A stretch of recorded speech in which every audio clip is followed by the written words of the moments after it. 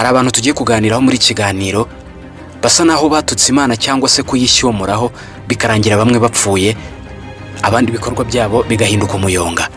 Hari amagambo yivugiye ndetse akamugiraho ingaruka. Yaravuze ati Bibiliya cyangwa se amagambo y'Imana cyangwa se Bible ngo nicyo gitabo kibi cyane cyanditswe mu mateka y'isi. Urumva iryo jambo yavuze, Bibiliya nicyo gitabo kibi cyanditswe mu mateka y'isi. Maze Christine mu 2006 yasanzwe mu modoka yahiye yakongotse. Urwo nirwo rupfu yapfuye.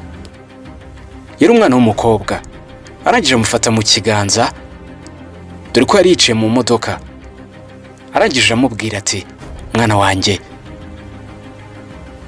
jyana n'Imana ikurinde. Maze umwana w'umukobwa asubiza mama we agira ati muri modoka haruzuye nta myanya ikirimo, iyo Mana yawe keretse nigendera muri buto y'imodoka. Ayo niyo magambo yabwiye umubyeyi we. Maze mu isaha imwe yakurikiye umubyeyi yari yiberewe mu rugo, maze yumva baramuhamagaye bati hari impanuka yabaye kandi n'umwana wawe yabigendeyemo, wari imodoka wese yaguyemo. Imodoka uburyo yari yangiritse mu bice by'imbere ntababashaga kumenya ko yaba ari imodoka. Gusa hari ikintu cyatunguye polisi.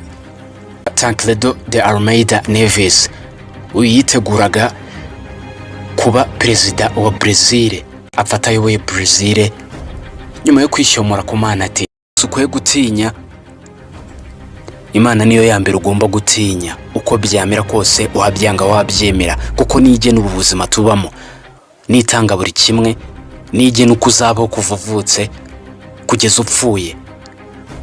Hari abantu tugiye kuganiraho muri kiganiro basa naho batutse Imana cyangwa se kuyishyomuraho bikarangira bamwe bapfuye abandi bikorwa byabo bigahinduka umuyonga. Bahaye ikaze mu kiganiro. Reka duhere ku mugabo witwa Tancredo de Almeida Neves uyiteguraga kuba perezida wa Brazil. Yabayeho minisitiri w'ubutabera kuva mu 1953 kugeza mu 1954. Gusa hari amagambo mabi yavuze ubwo amatora yajyaga mbere. Uyu mugabo yaravuze ati nindamuka ngize amajwi 500,000 by'abantoye, uwo ari we wese yewe n'Imana ubwayo ntabwo ishobora kunkura mu biro by'umukuru w'igihugu cyangwa se muri Perezidance. Uyu mugabo dore uko byagenze. Ubwo amatora yajyaga mbere uyu mugabo yaje gufatwa n'uburwayi, habura umunsi umwe ngo arahirire kuba perezida wa Brazil. Yaje kwitaba Imana atarakandagira no muri Perezidance. Yapfuye habura umunsi umwe gusa ngo ayobore Brazil. Nyamara abantu benshi babifata nk'ari uburwayi, ariko ushyize mu nyurabwenge n'aya magambo yamukozeho, nta wavuze Imana nabi ngo bimugwe neza. Tancredo de Almeida Neves yapfuye ku itariki 21 zo kwa kane mu 1985 afata ayoboye Brazil nyuma yo kwishyomora ku Mana ati usibye n'undi wari we wese n'Imana ubwayo, nindamuka ngize amajwi arenga 500,000 nta nubwo yankura mu biro by'umukuru w'igihugu. Ngayo nguko. Hari n'abandi. Hari umugabo wubatse Titanic, ubwato bwa rutura bwabayeho mu mateka y'isi. Murabuzi cyane, ni inkuru yavuzwe kenshi. Umwe mu bagabo wubatse buno bwato yarivugiye ati ubwo yabazwaga n'umunyamakuru yaramuboje ati ese Titanic ikomeye bingana iki, cyangwa se irinzwe bingana iki ku buryo nta kibazo yagira, yatwara abantu bameze neza bumva bafite umutekano usesuye. uyu mugabo yarasubije ati Titanic ni ubwato bwa rutura koko, ni ubwato bukomeye, usibye n'Imana ubwayo ntabwo yaburohamisha. Nyuma yo kuvuga ayo magambo, ngira ngo Imana yaritaye mu gutwi aho yari ibereye mu ijuru. Mwese muzi icyakurikiye. Mu kwezi kwa kane mu 1912 ubwato bwa rutura Titanic, ubwo bwavuga mu Bwongereza buvuye ahitwa Southampton bwerekeza i New York muri Leta Zunze Ubumwe za Amerika, bumaze iminsi ine gusa mu nyanja Atlantique, bwasekwe ibuye rya rutura ry'urubura maze burarohama, maze ubuzima bw'abantu bagera mu 1517 baburirwa irengero, abandi bagera ku 1503 barapfuye, harokoka abantu 700 bazize umugabo wivugiye ati n'Imana ubwayo ntabwo yarahamisha buno bwato. John Lennon, uyu mugabo yamamaye mu itsinda rya The Beatles, ni itsinda ryamamaye mu myaka za 60 guturuka mu Bwongereza muri Liverpool. Iri ni itsinda ryanditse amateka akomeye kuko bagurishije ngo kopi zisaga 600,000 mu isi yose mu muziki. Rimwe mu matsinda afatwa nk'ay'ibihe byose. Ntabwo tugiye kuganira ku bigwi n'amateka by'iri tsinda rya The Beatles rifite amateka akomeye mu muziki w'injyana ya rock. Tugiye kuganira ku mugabo witwa John Lennon, umwe mu bari bagize iri tsinda, wavuze amagambo asa no wishyongora ku Mana, maze bikarangira ubuzima bwe burangiye. John Lennon mu mwaka w'1966 ubwo yaganiraga n'umunyamakuru yarivugiye ati ubukristo buzarangira, bizashira rwose, buzashira buveho. Ibyo ngibyo rwose nta nubwo mfite n'impamvu yo kubijyaho impaka kuri byo. Ndabizi neza, yego Yesu yari sawa, ariko abayoboke be bari boroheje cyane. Uyu munsi turazwi cyane no kumurusha. Urumva byari biraho. Ijambo ati uyu munsi twebwe turazwi kumurusha, Imana yaritaye mu gutwi.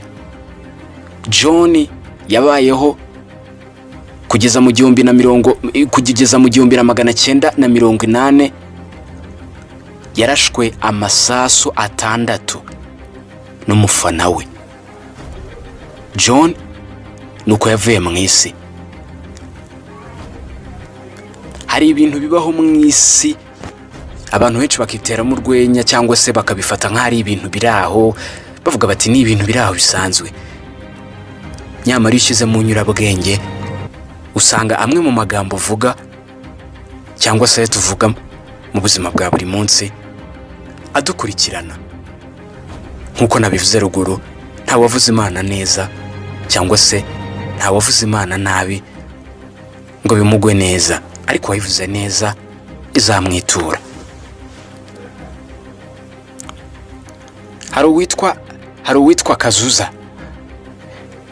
ni composer music, ni umunyabrazil, yari umuhanzi nawe. Ubwo ari mu kirori ahitwa Kanisio muri Rio de Janeiro, yafashe itabi aracana arinywera, arangije asora umwotsi asa n'uwerekeza mu kirere, arangije avuga ijambo agira ati Mana, uyu mwotsi ni uwawe. Nyine byagaragaraga nkaho ari nka kwa kundi nk'umuntu ari kukwiyenza ari kunywa itabi, hari ukuntu agutera umwotsi mu maso bigatuma ukorora. Ni muri ubwo buryo nabigereranyamo nk'uko yabikoze. Uyu mugabo ntabwo byamugendekeye neza.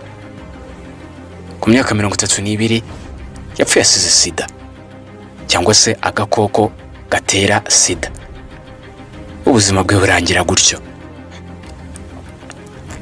Nyamara Kazuza yari umurokeri cyangwa se yaririmbaga injyana ya rock wo muri Perezida. Kazuza yaje gupfa ku itariki 7 z'ukwa karindwi mu 1990 ku rupfu rutunguranye, baza gusanga azize ubwandu bw'agakoko gatera sida. Aza gushyingurwa mu cyubahiro iwabo muri Perezida. Amagambo tuvuga rimwe na rimwe aradukurikirana nk'uko nabivuze. Reka dukomeze n'abandi. Marilyn Monroe, muramuzi cyane abakunzi ba sinema, ni ikirangirire mu isi. Uyu mukobwa yasuwe n'uwitwa Billy Graham, maze abwira Marilyn Monroe ati, noherejwe n'Imana kugira ngo nkwigishe. Marilyn Monroe nyuma yo kumva ubutumwa yagejejweho n'uwo mukozi w'Imana wamwigishaga Billy Graham, yivugiye ijambo agira ati, I don't need you Jesus. Ntabwo nkeneye uwo Yesu wawe. Nyuma y'icyumweru cyakurikiye, Marilyn Monroe yasanzwe muri apartment ye yapfuye. Akaba yarapfuye afite imyaka 36 y'amavuko, aguye iwe aho yari atuye muri Los Angeles muri leta ya California ho muri Leta Zunze Ubumwe za Amerika. Akaba ari umwe mu birangirire byabayeho mu mateka y'isi, umwe mu bafatwa nk'abakinnyi ba sinema bo hambere bibihe byose, ndetse n'umwe mu bamodo bakomeye. Ese nkawe uri kumva iki cyegeranyo, uramutse wivugiye ngo sinkeneye uwo Yesu wawe, hanyuma ugapfa, urumva utabupfire kurimbuka? Niyo mpamvu nakomeje kubibabwira nti mujye mwitondera amagambo mubwira Imana. Marilyn akaba yarapfuye ku itariki 4 z'ukwa munane mu 1962. Hari ahitwa muri Campinas, ni muri Brazil. Ibi byabaye mu mwaka wa 2005, ariko inkuru bisa naho yabaye kimomo, gusa niba ari ubwa mbere ugiye kuyumva, it's okay. Iyi nkuru ni inkuru yabaye kimomo na hano mu Rwanda. Ibyo ari byo byose hari abantu mushobora kuba muyizi. Ni insoresore n'abakobwa b'inshuti bagiye kureba imwe mu nshuti yabo, bajya kuyifata ahantu. Gusa umubyeyi w'uwo mwana aramwitegereza ubwo yari yicaye mu modoka, maze amukozaho ikiganza. Yabonaga ndetse izo nshuti ze zasinze cyane, maze abwira umwana we ati, yari umwana w'umukobwa. Arangije amufata mu kiganza, dore ko yari yicaye mu modoka. Arangije amubwira ati, mwana wanjye, jyana n'Imana ikurinde. Maze umwana w'umukobwa asubiza mama we agira ati, muri modoka haruzuye, nta myanya ikirimo.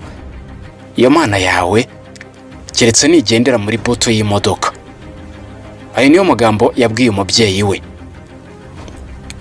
Maze mu isaha imwe yakurikiye, umubyeyi yari yiberewe mu rugo, maze yumva baramuhamagaye bati, hari impanuka yabaye kandi n'umwana wawe yabigendeyemo, wari imodoka wese yaguyemo.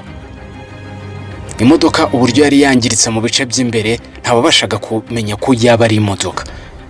Gusa hari ikintu cyatunguye polisi ubwo yari yitegerezaga neza. Ubwo barebaga muri butu, baje gusanga hari akantu kari gapfunyitsemo amagi, basanga amagi ntabwo yigeze ameneka, ndetse na butu ni nzima, nta kindi kibazo yagize. Byarabatangaje cyane. Ushyize mu nyurabwenge ucyumviye inkuru, birumvikana nk'uko umwana yari yabivuze ati, nta myanya isigayemo hano imbere, imodoka iruzuye. Iyo Mana yawe nijye muri butu. Koko niko byagenze. Muri butu Imana yagiyemo, ntacyo yabaye nyine, ndetse n'amagi yari mazima. Ngayo nguko. Christine Hewitt ni umunyamakuru wo muri Jamaica, nta mateka menshi afite usibye kuba ari umunyamakuru ukomeye muri Jamaica ndetse akaba n'umunyamakuru mu gisata cy'imyidagaduro. Hari amagambo yivugiye ndetse akamugiraho ingaruka. Yaravuze ati Bibiliya cyangwa se amagambo y'Imana cyangwa se Bible ngo nicyo gitabo kibi cyane cyanditswe mu mateka y'isi. Urumva iryo jambo yavuze, Bibiliya nicyo gitabo kibi cyanditswe mu mateka y'isi.